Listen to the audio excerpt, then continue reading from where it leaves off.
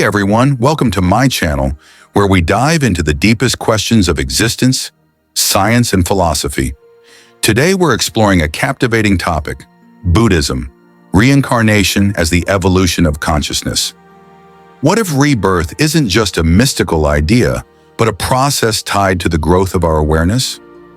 Founded 2,500 years ago, Buddhism offers a unique perspective on life cycles, and modern science, from quantum physics to neurobiology, finds striking parallels with these ancient teachings. In this video, we'll break down how Buddhism explains reincarnation, why it can be seen as consciousness evolving, and how scientific discoveries align with or expand on these ideas. Ready for a journey across centuries, dimensions, and the edges of the mind? Let's get started. Buddhism, founded around the 5th century BCE by Siddhartha Gautama, known as the Buddha, offers a profound framework for understanding reality through the Four Noble Truths. Life involves suffering, dukkha, caused by attachment and ignorance. Suffering has a cause. There's a way to end it, and that way is the Noble Eightfold Path leading to enlightenment, nirvana. Central to this is reincarnation, the process by which consciousness transitions to a new existence after one life cycle concludes. Unlike popular notions of a soul migrating between bodies, Buddhism rejects a fixed self, anatta, no self. Texts like the Dhammapada, a 3rd century BCE collection of the Buddha's sayings, and the Milinda Panha, a 2nd century BCE dialogue between King Milinda and monk Nagasena, describe personality as an aggregate of 5 skandhas: form, physical body; sensations, perceptions; mental formations, habits and volitions; and consciousness.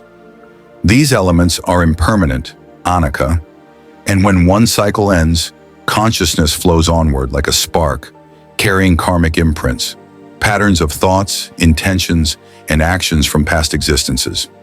In Tibetan Buddhism, the Bardo Thodol, the Tibetan Book of Liberation through Hearing, 8th century CE, elaborates on the bardo, an intermediate state between cycles.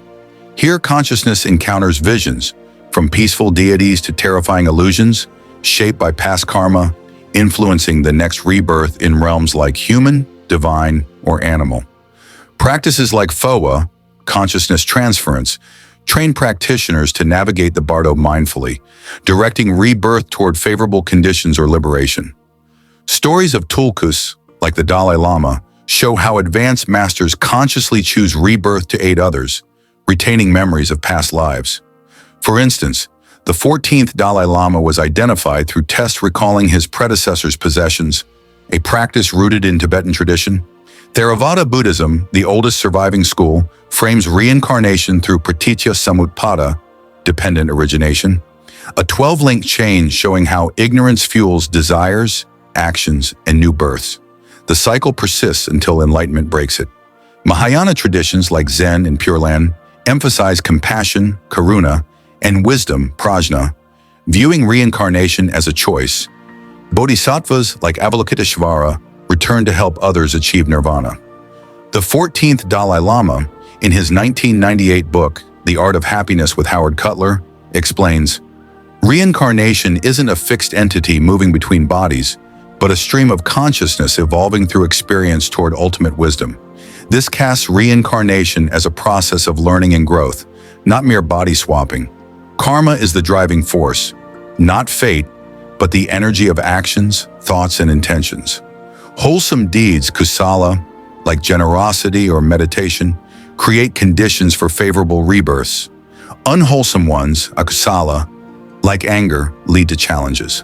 The Jataka tales, compiled around the 4th century BCE, depict the Buddha in past lives as animals, kings, or outcasts, showing how virtues like patience and sacrifice built toward enlightenment. These stories frame reincarnation as a school for consciousness. Each life is a lesson, refining the mind, dissolving ego, and cultivating insight. Modern Buddhist teachers make reincarnation relevant today.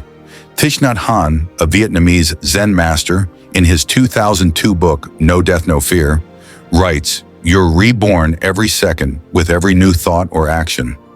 Meditation practices like Vipassana, taught at centers like Goenka's Vipassana retreats, allow practitioners to experience micro-rebirths by observing thoughts arise and fade, dissolving the illusion of a fixed self. Jon Kabat-Zinn, founder of mindfulness-based stress reduction, MBSR, draws on Buddhism to show how mindfulness disrupts negative karmic patterns, fostering mental evolution. His 1980s and 1990s studies at the University of Massachusetts found meditation reduces stress by 40% and enhances neuroplasticity, akin to rewiring the mind for rebirth in the present. Science finds striking parallels with Buddhism. Quantum mechanics, revolutionizing physics in the early 20th century, aligns with the no-self concept. The double-slit experiment, 1920s, Niels Bohr and Werner Heisenberg, shows particles like electrons exist in superposition, multiple states, until observed, collapsing into one.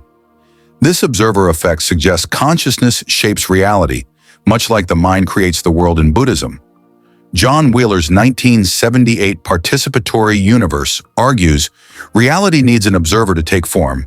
His delayed choice experiment, verified in 2015 at the Australian National University, shows measurements in the present can retroactively affect past photon behavior, echoing how karma links past and future.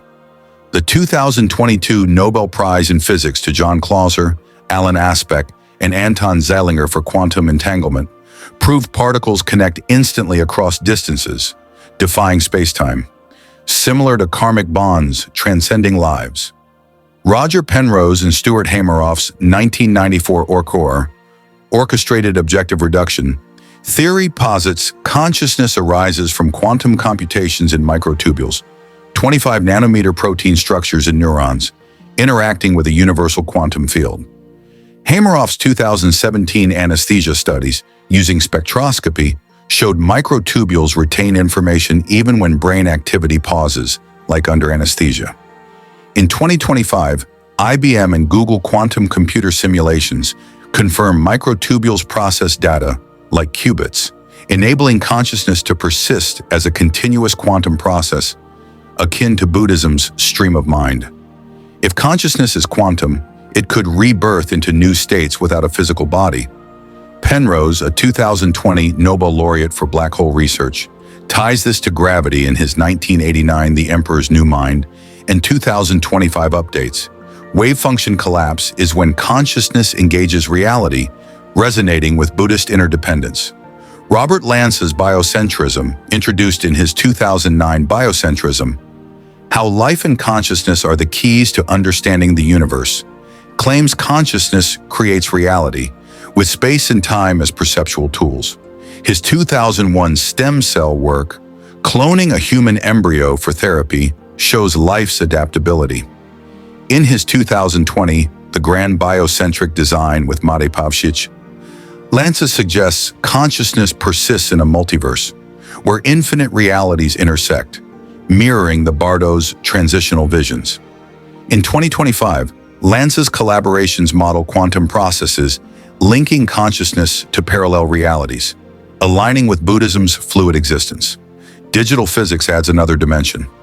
In 1969, Konrad Zuse, creator of the Z3 computer, proposed in calculating space that the universe is a computational process, with consciousness as part of the code. Stephen Wolfram's 2002 A New Kind of Science compares the cosmos to a cellular automaton, where simple rules, like in John Conway's Game of Life, generate complexity. In 2023, Melvin Vopson's Second Law of Infodynamics, published in AIP Advances, shows information in genes and the cosmos optimizes, like a simulation's zip compression. Virus mutations, like SARS-CoV-2, streamline DNA code, akin to karma refining consciousness across cycles. If reality is information, reincarnation could be data reconfiguration. Buddhism views reincarnation as a path to liberation, with consciousness evolving through compassion and wisdom, purifying ignorance. Practices like samatha, calmness meditation, and vipassana, insight meditation, reprogram the mind, dissolving ego. Science, from quantum microtubules to multiverse models and informational theories, suggests consciousness is continuous, transitioning through states like bardo, or digital code.